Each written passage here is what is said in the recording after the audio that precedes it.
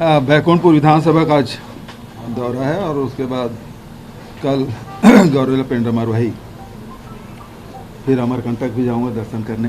वहाँ नज़दीक पहुँच गया तो फिर वहाँ भी जाना। अभी तक के मतलब सरगुजा संभाग के भी ये आखिरी विधानसभा, बस्तर संभाग भी पूरा हो गया। उसके बाद अब मैदानी क्षेत्र में रायगढ़ वगैरह सब शुरू करेंगे। सबसे ज़्यादा मांगे क्या आई अभी आपके पास? देखो, बस्तर में गए तो सबसे ज़्यादा मांग बैंक की आई, स्वामी आत्मानंद अंग्रेजी स्कूल की आई, सड़क पुल पुलिया की भी मांग रही है, और सरगुजा में भी कमोबेश वही स्थिति कि जो पुल पुलिया नहीं बन पाए हैं उसके सड़क की, और स्वामी आत्मानंद अंग्रेजी स्कूल, बैंक, इसकी डिमांड ज़्यादा रही है। दोनों संभागों का दौरा आपने किया है, बेहतर किसे पाया है दोनों? देखिए, दोनों जगह के अलग अलग, हालांकि दोनों ट्राइबल कमिश्नरी है, लेकिन दोनों जगह के भौगोलिक सामाजिक परिस्थिति अलग अलग है। लेकिन दोनों जगह आर्थिक रूप से पहले से बेहतर स्थिति पिछले सरकार की अपेक्षा। किसानों के आय में वृद्धि हुई है, मजदूरों के, महिलाओं के।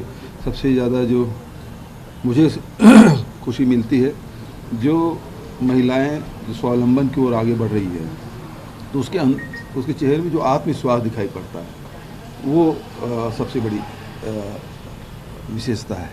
निजी उद्योगों को कोयला नहीं मिल रहा है, एसोसिएशन का घेराव करने की रणनीति अब एसोसिएशन वाले बना रहे हैं। देखिए, ट्रेन भी बंद कर दी है भारत सरकार। हमारे छत्तीसगढ़ की कितनी ट्रेनें बंद हो गई, उसके बाद भी कोयला पूर्ति नहीं कर पा रहे हैं। तो इसका मतलब ये है कि उनकी रणनीति असफल रही है, और कोयले की पूर्ति के लिए अब ये है कि विदेशों से कोयला लाने के लोग कर रहे हैं, जो बहुत महंगा कोयला है, 17-18 हज़ार रुपया प्रति टन के हिसाब से लाएंगे तो बिजली फिर महंगा होगा।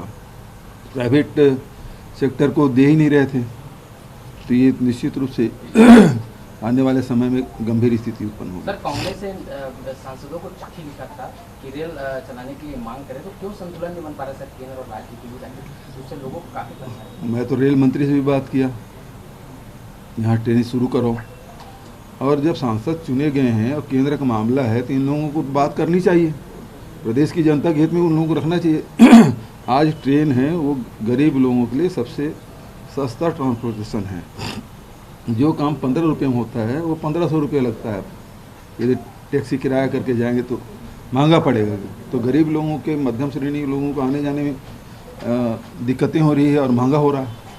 सर, बैकुंठपुर विधानसभा में दौरा है आपका, बड़ी सौगात के रूप में देखी जा रही है। मुकेश बघेल बड़ी सौगात देंगे बैकुंठपुर को आज। वहाँ जाने के बाद पता चलेगा, पत्रकारों से बात करूँगा। सर, स्कूल के बच्चों से आप मुलाकात की, बच्चों का किस तरह से रिस्पांस आया स्कूल को लेकर? देखिए, स्कूल को लेकर पहली बात तो ये है कि प्राइवेट में पढ़ते थे तो उसमें पैसा लगता था, 1 लाख, 1.5 लाख, 2 लाख रुपया साल का खर्च आता था। अब ये निःशुल्क पढ़ाई हो रही है। दूसरी बात है कि सारे टीचर की भर्ती हुई है। तीसरी बात ये है कि वहाँ सारी सुविधाएं उपलब्ध है, तो बच्चे के साथ उसके पेरेंट्स बहुत ही खुश हैं उससे। ये तो बीजेपी नेता है, भारतीय जनता पार्टी का समर्थन आया, उसे किस रूप में ले रहे हैं आप? कौन सा भारत बढ़ाने की बात नहीं हो रही है? देखिए, जो उदयपुर की घटना है उसको जिस प्रकार से बर्बर हत्या की गई है, उसे कोई सभ्य समाज कभी उसे स्वीकार नहीं करेगा। उसकी जितनी भी निंदा की जाए कम है, और मैंने भी मांग की उसको जल्दी से जल्दी सजा मिलनी चाहिए। लेकिन दूसरा जो एंगल जो आ रहा है, भारतीय जनता पार्टी को बताना चाहिए कि जो अपराधी हैं उनका क्या संबंध है। क्योंकि लगातार सोशल मीडिया में बात आ रही है कि उनके संबंध हैं, तो भारतीय जनता पार्टी को स्पष्ट करना चाहिए कि उनके संबंध हैं कि नहीं है। क्या षड्यंत्र तो नहीं है इस प्रकार के सांप्रदायिक दंगे भड़काने के? ये एक एंगल है कि लोगों को ध्यान भटकाने के लिए इस प्रकार से दंगे कराओ, तो उसके पीछे षड्यंत्रकारी कौन है, ये किनके साथ संबंध है, ये एक जांच का विषय है। सर, हैदराबाद में छत्तीसगढ़ के बीजेपी नेताओं की ड्यूटी लगा दी गई विधानसभा में, रमन सिंह और विष्णुदेव का है, तो क्या लगता है कि असर यहाँ के नेताओं को होगा हैदराबाद जैसी जगह? अब उसकी पार्टी है, वो लोग जो काम लें, मुझे क्या करना भाई। सर पुरानी पेंशन योजना का फायदा मिल रहा है कर्मचारियों को, काफी खुश हैं। पूरे देश में लागू होना चाहिए। भारतीय जनता पार्टी तो पिछली सरकार ने, अटल बिहारी वाजपेयी की सरकार ने उसको बंद किया था। राजस्थान गवर्नमेंट और हमारी सरकार छत्तीसगढ़ में हमने ओल्ड पेंशन स्कीम लागू किया।